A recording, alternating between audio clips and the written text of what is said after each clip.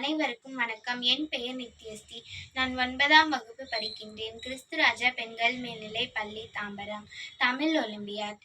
நான் விரும்பும் கவிஞர் பாரதியார் பற்றி பேசப் போகிறேன். எட்டயபுரம் என்னும் ஊரில் 1882ஆம் ஆண்டில் சின்னசாமி இலக்குமி அம்மாள் தம்பதியினருக்கு மகனாக பிறந்தார். பெற்றோர் சுப்பிரமணியன் என பெயரிட்டனர்.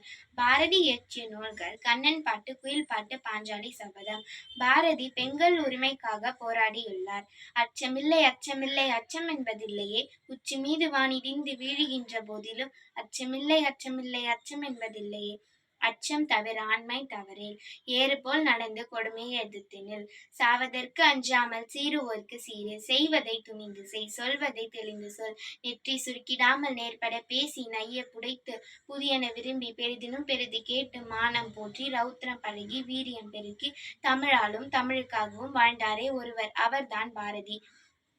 வீரத்தின் கூர்மை அவரது மீசை, சூரியன் துண்டுகள் போல 2 கண்கள், மொழியின் மகுடம் அவரது தமிழ், கோவத்தின் நிறம் அவரது திலகம், செங்கோலை வீழ்த்தி எழுதுகோலுக்கு சக்தி கொடுத்தவர், ஜாதி எனும் சாவுக்கு சவுக்கடி தந்தவர். பாரதியாரின் கவிதை.